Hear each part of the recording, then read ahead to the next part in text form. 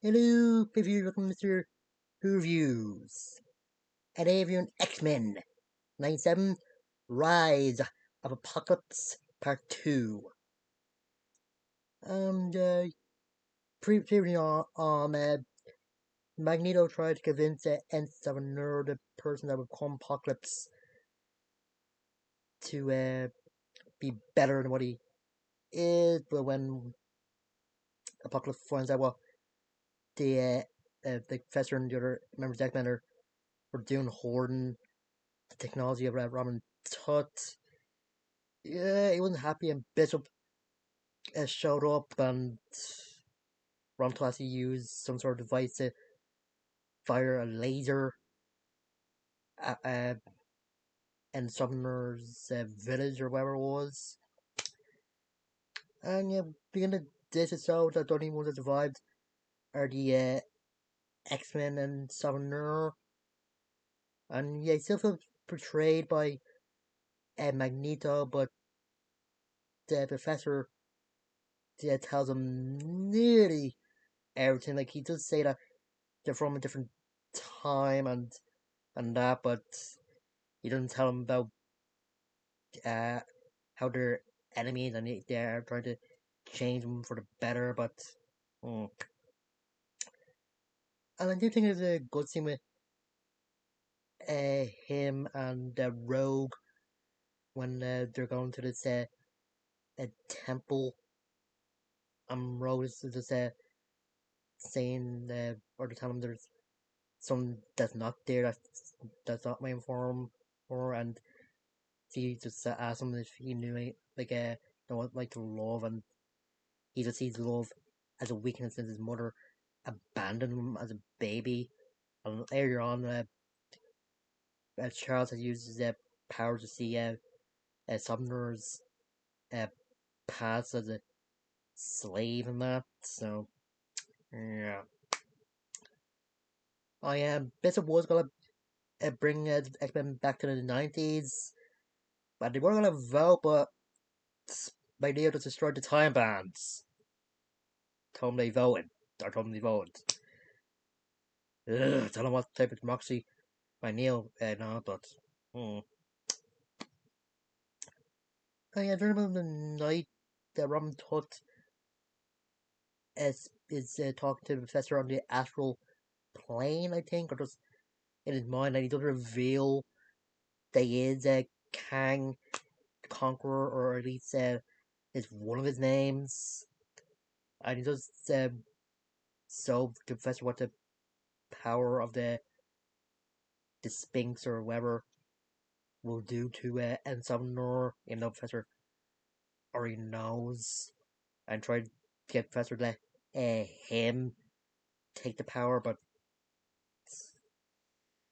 yeah, the Professor swore he won't betray Magnus, so yeah. And yeah, they're in the temple, they split up, and yeah, not, Sumner does say that he prefers to company as Charles, and Magneto has to repent for his betrayal. And yeah, they are Beast and the others that I find out that the temple is actually the celestial ship known as Ship. Yeah, and Summoner sees his future and realizes that Charles lied to him as well. He just goes crazy. And the X-Men do try to stop him from ascending to be Apocalypse, but yeah, it's futile. Someone told me this is that him become Apocalypse is a fixed point in time, so And you see this celestial offering Summoner the power to become close to a god, maybe, or not that much. And when he comes out with the thing that made him Apocalypse, Magneto has my heroic moments, I guess, sending the X-Men back to the 90s while he deals with the Apocalypse, but turns Charles didn't go and they're just protecting each other. And yeah, my Neo, her tried to save Robin Hood's the kingdom from the ship's black hole device. And that's when Kang decides to leave, and they said that the apocalypse is unstoppable except if he's like toward by inner force or something like that, or external force. Mm. And yeah,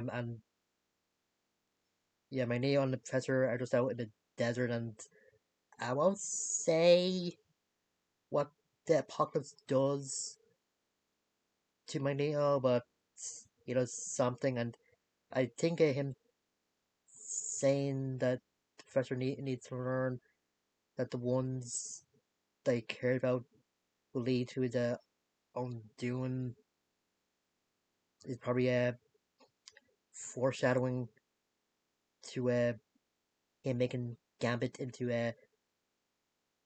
his new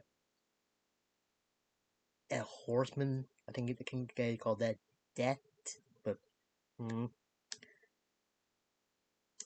Yeah, and during the middle of the night, the Bishop finds Professor, and Professor just says what he's thinking, and that they failed to stop Apocalypse, and maybe they weren't supposed to stop him.